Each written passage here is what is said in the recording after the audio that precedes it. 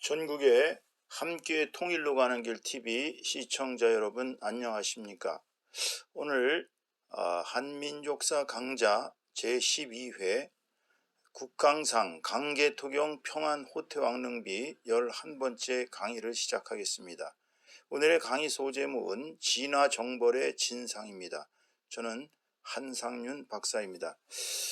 제가 여러분들한테 죄송스러운 말씀을 좀 먼저 드리는 것은 제가 좀 최근에 몇 회에 대해서 회원님들에게 제대로 그렇게 배송이라고 그럴까요? 그렇게 보내는 것을 제대로 하지 못했습니다.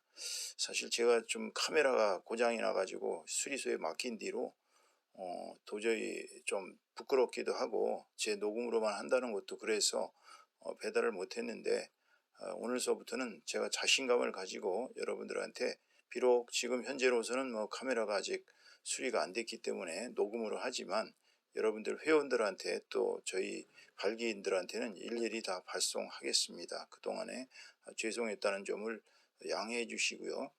오늘 그 강의는 조금 길어질 수가 있습니다. 오늘로써 이제 우리 강계토경 호태왕님의 모든 정벌의 실상에 대해서는 다 강의가 끝나기 때문입니다. 자, 오늘 강의로 들어가 보겠습니다.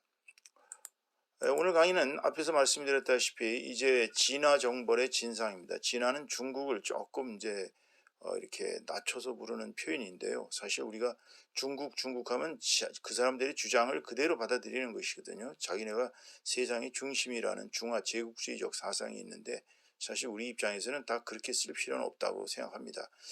당시에 여하튼 진화와 우리 그 고구려의 그 동북아 패권을 놓고 경쟁하던 때에 강계토경 평안 호태왕께서 이렇게 대통일을 하시게 된 진상을 하나하나 밝히면서 오늘은 진화 어디까지를 정벌했는가를 밝히도록 하겠습니다. 필요하다면 제가 지도를 이렇게 확대해서 보면서 그렇게 여러분들한테 설명을 드리도록 하겠습니다. 자, 우선 첫 번째 슬라이드를 공부해 보겠습니다. 영락 14년 갑진년, 즉 서기 404년입니다. 4년에 외가, 즉 일본을 말합니다. 오늘날에 외가 불법으로 대방계, 중국 제주 둔휴현 남황지라는 곳에 침입하자 태왕께서 손수 수군을 이끌고 석성도 발해만에 있는 섬으로부터 배들을 연결하여 진을 만들고 바다를 제압했으며 장수를 보내 굳게 지키게 하셨다. 그리고 왜구의 발자취를 밟아 서로 마주치자 태왕의 근위부대가 그들을 아예 요절을 내고 쓸어 없애니 왜구가 크게 무너져 버렸고 베어 죽인 수를 헤아릴 수가 없었다. 자, 그렇다면 이제 우리가 지도를 보면서 오늘날 대방계가 대충 어디인지를 한번 살펴보도록 하겠습니다. 이 대방계를 정확하게 알아야 될 필요가 있는 것은 여러분도 알다시피 대방계는 오늘날의 그 평양 그쪽의 대방이 아닙니다. 지금 발해만 근처에 여러분 보시면은 대방군이라고 있습니다. 자, 지도를 보시고 계시죠? 제가 지금 가리키고 있는 요 부분쯤 되는데요.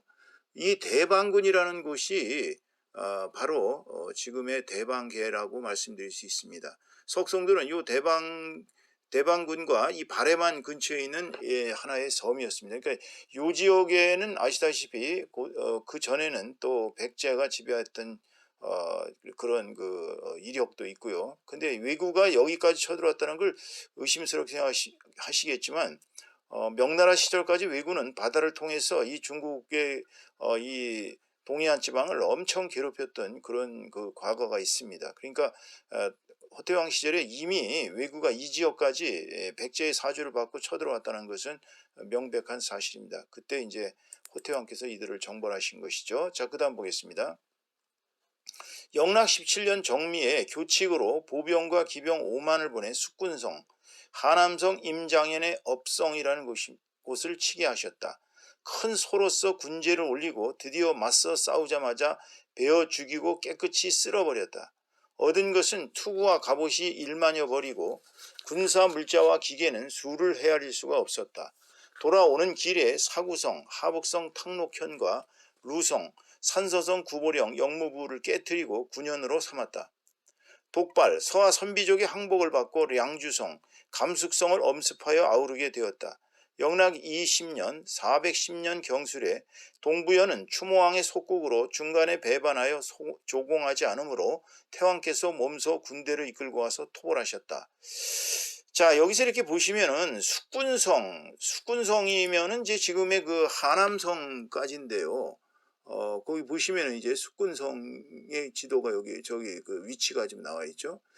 그 하남성이면 중국의 상당히 그 서쪽 서남쪽인데 이쪽까지 지금 호태왕께서 지배를 하셨고, 그 다음에 또 삼국지에 나오는 이게 업성이라는 곳이 아마 여러분 삼국지에 보시면 업성이라는 걸 나올 겁니다.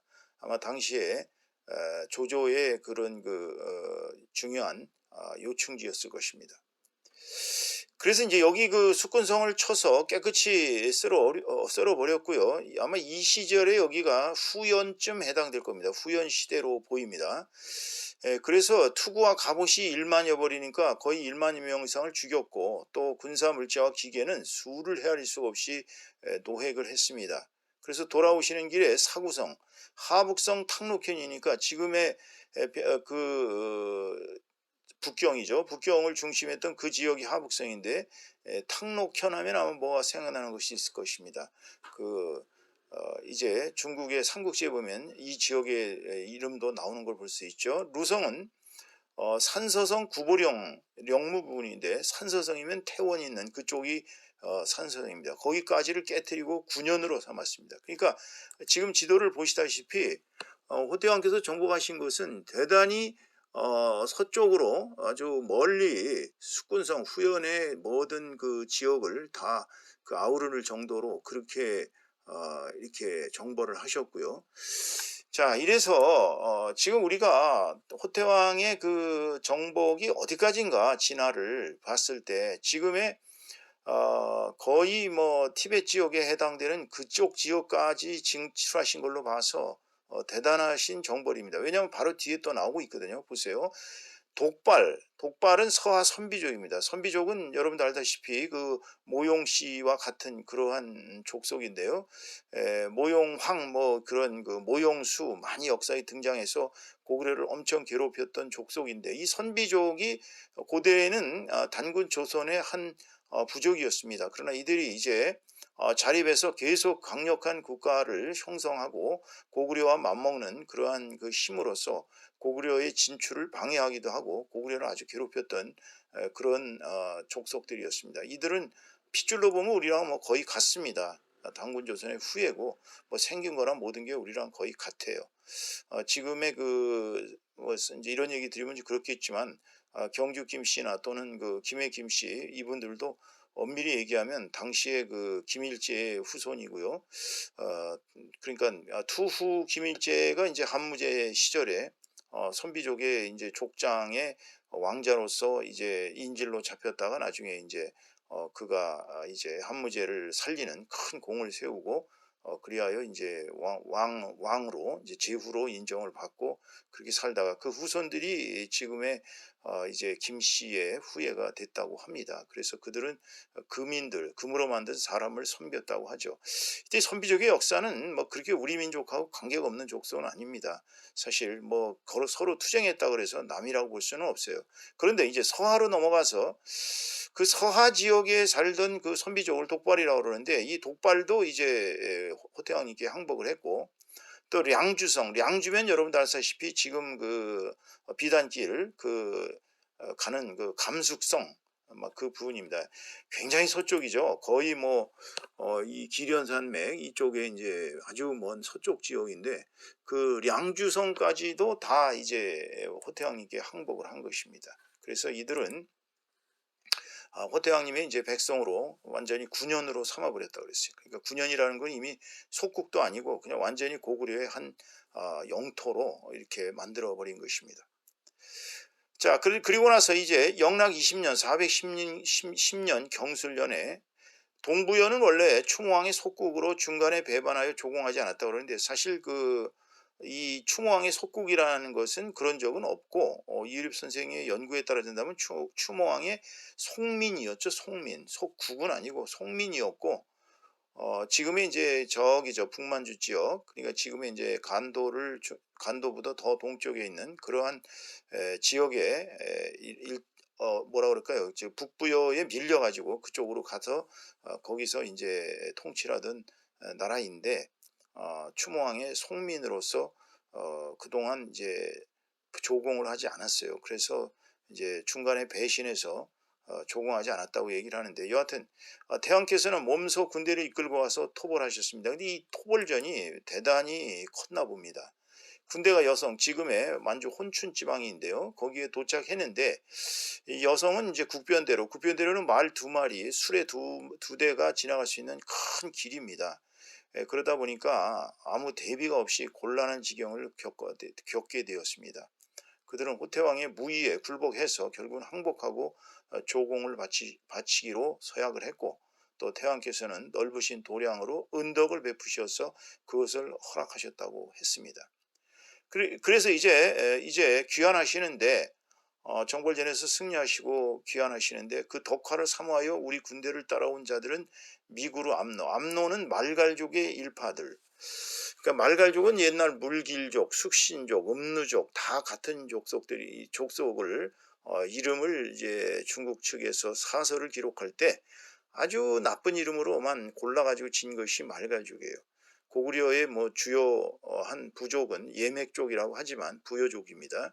부여족이지만 말갈이라는 것이 그 족속이라고 따로 이렇게 떼내서 보기는 어렵습니다. 다 여기서 말하는 족이라는 것은 일종의 지역을 말하는 거예요. 물길에 살던 송화강 그 부근에 살던 사람들, 또 뭐 흑룡강 부근에 살던 사람들은 흑수 말갈이고 뭐 이런 식으로 이 말갈이라는 이름은 하나의 지역의 별칭입니다. 예를 들자면 지금 뭐 경상남도, 경상북도 사람들하고 호남, 전라북도, 전라남도를 예를 들어 갖고 뭐 전라족, 그 다음에 무슨 경상족, 이렇게 중국인들이 우리를 분열시키기 위해서 붙여놓은 거예요.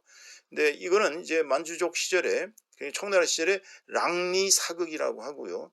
비사마 암노는 고니하이고요. 이거 다 지역 이름입니다. 성림루 암노는 레나하 상류이고요. 숙사사 암노는 아미다하나 상류입니다. 숭사루 암노는 아미다하나 서한류로서 이들은 거의가 다 지금의 이제 청나라를, 그때 당시에 청나라를 이루었던 중요한 지역들입니다. 그 지역들의 이름을 그냥 암노라고 불렀던 것입니다. 그래서 호태왕께서 무릇 공략하여 깨트린 성이 64곳입니다. 그러니까 64곳의 성을 깨트렸다고 한번 생각을 해보세요. 한 성 한 성 깨트리기가 얼마나 어렵겠습니까? 그런데 64곳을 깨트리셨고, 촌락을 이렇게 정벌하신 것이 약 1,400곳이었습니다. 그러니 얼마나 엄청난 정벌전인지를 알 수 있게 되는 것이죠. 자, 그래서 여러분들은 지금 이 지도를 보시면 이제 여기까지가 이제 우리가 영락 대통일의 진상을 나타내는 지도입니다. 여기 지도를 보시면은 여기 이제 고구려 백제 신라 전부와 외에 이르기까지, 그리고 중국의 동남부 여기 지금 이 파란 선을 따라서 이것이 다 지금 광개토경 호태왕께서 정복한 지역들입니다. 이게 여기까지가 다, 이게 다 예전에 고구려가 지배하던 어마어마한 영토들입니다. 그러니까 우리가 알고 있는 고구려라는 것은 그냥 뭐 저 만주의 요령성, 뭐 그다음에 길림성, 뭐 저기 어디입니까? 요령성, 길림성, 그다음에 또 흑룡강성, 이 정도 지배하던, 만주 삼성 지배하던 정도의 규모의 국가가 아닙니다. 지금의 중국보다도 훨씬 더 규모가 큰 동북아 최대 강국이었던 것입니다. 그러니까 우리가 지금 이 광개토경 호태왕님의 이 정벌전을 통해서 우리 영토가 이렇게 확장되었는데, 그 영토가 어느 날 졸지에다 줄었다고 보기는 어렵습니다. 자, 이 점을 우리는 생각하면서 우리가 앞으로 지향해야 될 바가, 우리의 고구려 영토를 지금에 와서 뭐 수복하기는 불가능하다. 중화인민공화국이 다 지배하고 있으니까 불가능하다라고 생각할 수 있겠지만, 역사는 어떻게 될지 모릅니다. 그렇기 때문에 우리가 문서를, 이게 다 집문서거든요. 우리의 영토는 우리의 문서입니다. 이게 다 문서로서 기록이 되어 있는데, 한반도의 영토는 뭐 우리 대한민국 영토는 한반도로 한다. 한반도와 그 부속도로. 이런 말도 안 되는 그런 헌법 조항을 만든 사람들이 제정신이 아닌 사람들이죠. 언제부터 우리 민족의 영토가 한반도와 그 부속도였습니까? 왜 대마도는 우리 영토가 아니었나요? 또 우리 간도도 우리 영토가 아니었나요? 그런 식으로 얘기한다면은 뭐 나중에 중국 측에서 아니 한사군이 다 평양 뭐 이쪽 다 지배했으니까 우리 땅이다라고 주장하면 어떻게 하실 거예요? 동북아 공정의 함정을 아셔야 합니다.